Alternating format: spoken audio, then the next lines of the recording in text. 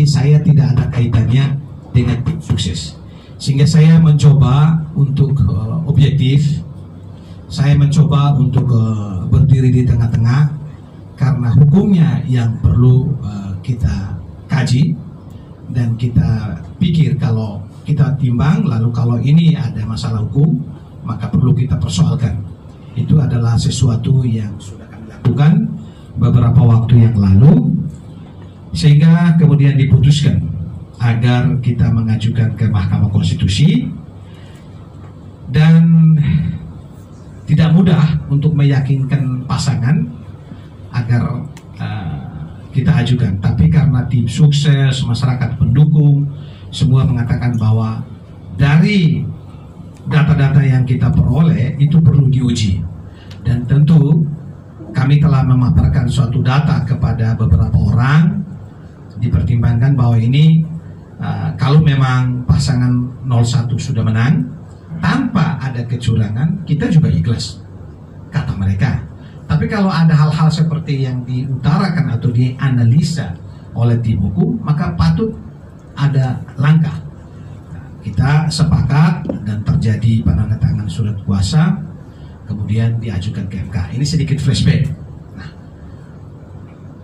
sekarang dalam perkembangannya ada dua hal, yaitu ada yang melaporkan saya secara pribadi, dan kemudian tadi malam sudah ada pengumuman atas laporan masyarakat kepada Bawaslu tentang dugaan adanya data siluman. Maka siang ini saya berterima kasih teman-teman, karena kita semua punya kewajiban yang sama sebagai warga negara. Saya sebagai pengacara, teman-teman sebagai wartawan, tentu kita punya misi yang sama. Kita memberikan edukasi hukum kepada masyarakat.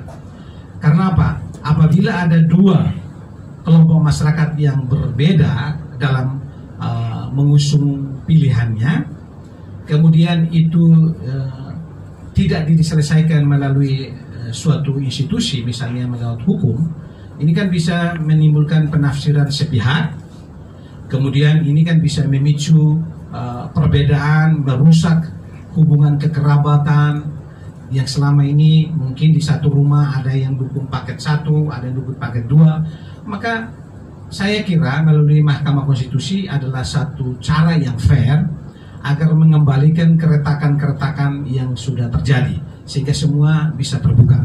Nah, oleh karena itu beberapa hal yang kami temukan, masyarakat atau publik punya hak untuk mengetahui, sehingga kita mempublikasikan setiap temuan dalam rangka edukasi dan memenuhi hak publik untuk mengetahui perkembangan dan langkah-langkah yang sedang kami lakukan. Saudara-saudara dan rekan-rekan pers yang saya hormati, saya ucapkan terima kasih karena saudara-saudara telah bersedia memenuhi undangan kami, walaupun baru saja kami layangkan undangan via WA. Sebagaimana yang telah kami sampaikan melalui undangan via WA, bahwa topik atau isu kita pada hari ini adalah yakni mengenai laporan polisi saudara Petrus Teiseran kepada saya dan pengumuman oleh Bawaslu Malaka terkait laporan atau pengaduan dugaan pelanggaran. Karena dua isu tersebut terkait dan berhubungan dengan pemilu kada Kabupaten Malaka pasca tanggal 9 Desember 2020, maka kami harus memberikan beberapa hal supaya masyarakat juga tahu apa-apa yang telah kami lakukan. Dan nanti ditanya jawab, tanyalah segala hal yang dianggap relevan dalam batas-batas yang dapat kami jelaskan. Bahwa secara umum tim hukum menilai pemilu kada Kabupaten Malaka syarat dengan hal-hal yang dianggap tidak wajar, sehingga patut diduga bahwa telah terjadi kecurangan dan pelanggaran yang dilakukan penyelenggara. Sehingga mengenai rekapitulasi suara tim hukum telah mendaftarkan gugatan di MK, dan pada saat ini tim hukum sedang menunggu proses lebih lanjut yang akan dimulai pada tanggal 18 Januari 2021. Mengenai pelanggaran-pelanggaran lain termasuk dugaan pelanggaran pidana, tim telah merekomendasikan agar masyarakat, tim sukses dan pasangan calon dapat mengajukan laporan kepada Bawaslu sesuai prosedur yang berlaku. Namun, mengenai laporan polisi nomor LP garing B garing 15 garing Romawi 1 garing Res titik angka 2 angka 5 garing 2020-21 garing SPKT pada tanggal 15 Januari 2021 dengan pelapor Saudara Petrus Teiseran, dapat kami memberikan penjelasan dan tanggapan sebagai berikut.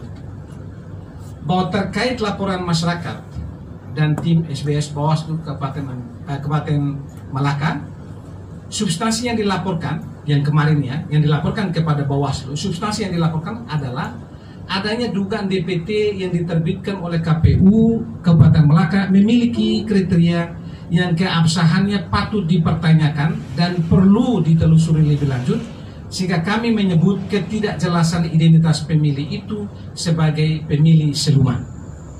Atas dasar itu, maka kami menyebut contoh tentang keabsahan pemilih yang siluman itu seperti yang terdaftar dalam DPT atas nama Petrus Teiseran.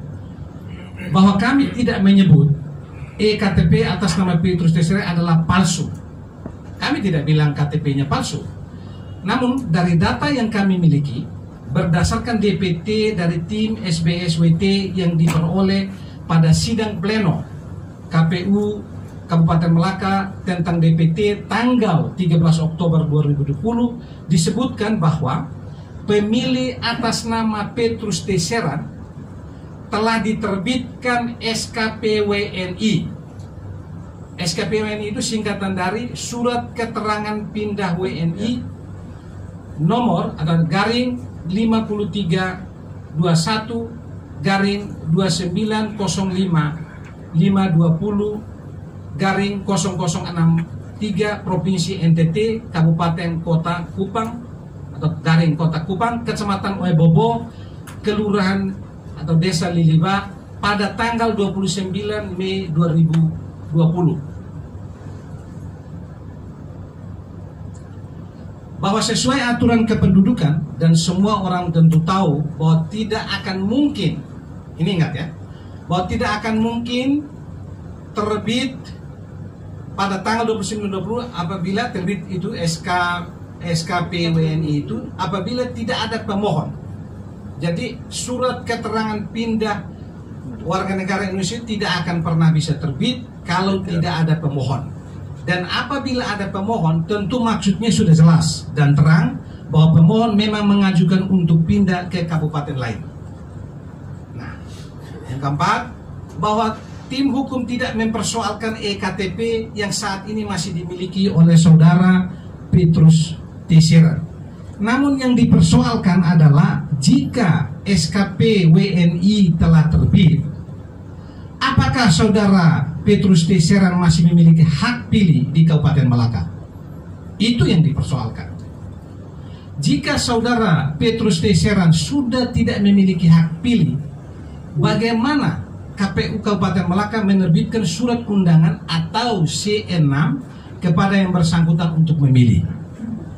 Padahal untuk menjadi DPT, KPU telah melaksanakan pencocokan dan penelitian atas DP4, di situ nanti ada singkatannya, yang diserahkan oleh Departemen Dalam Negeri kepada KPU Pusat untuk kemudian didistribusikan kepada KPU Provinsi, Kabupaten, Kota. Bahwa keganjilan ini patut diduga telah terjadi suatu konspirasi antara KPU dengan tim sukses SNKT, karena Saudara Petrus Teiseran adalah bagian dari tim sukses yang terdaftar dalam nomor urut 47 sebagai tim keluarga yang ditandatangani oleh Ketua Tim Sukses Koalisi Kerakyatan pada tanggal 29 Agustus 2020. Hal mana tembusannya telah disampaikan kepada calon pasangan KPU Kabupaten Malaka, Bawaslu dan Panwaslu Kabupaten Malaka, dan jajaran Polri sesuai tingkatan. Bahwa melalui laporan masyarakat kepada Bawaslu Kabupaten Malaka, tim hukum secara sungguh-sungguh dan menaruh harapan agar Bawaslu Kabupaten Malaka dapat memainkan peranannya secara benar sesuai aturan. Karena faktanya bukan saja ada pemilih siluman seperti saudara Petrus Tessieran yang sudah ada SKP WNI telah terbit namun masih ada namanya di DPT. Bahwa mengenai laporan polisi tersebut pada tanggal 15 Januari 2021 sebagai pengacara yang sering mendedikasikan diri untuk membela beberapa orang yang tertindas secara hukum, khususnya hukum pidana, maka kami ingin berpesan kepada saudara Petrus Tessieran bahwa mengingat laporannya tergolong delik aduan, maka perlu dikaji kembali laporan tersebut. Karena jika benar telah mengajukan permohonan pindah kabupaten, maka secara hukum seharusnya sudah ada kesadaran pribadi untuk tidak menggunakan haknya dalam pemilu kada Kabupaten Melaka, walaupun ada surat panggilan atau C6 dari KPPS.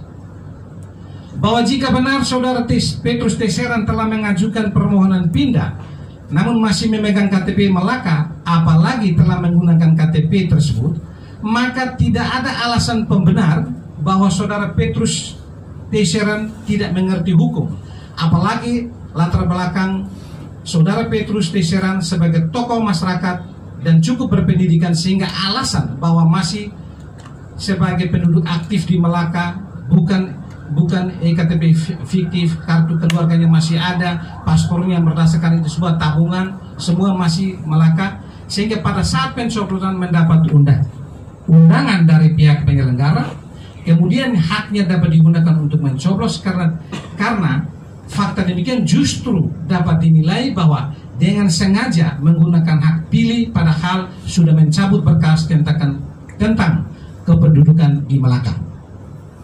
Bahwa terkait poin 10 di atas, ini yang penting karena pengajuan kami adalah diskualifikasi SMKT.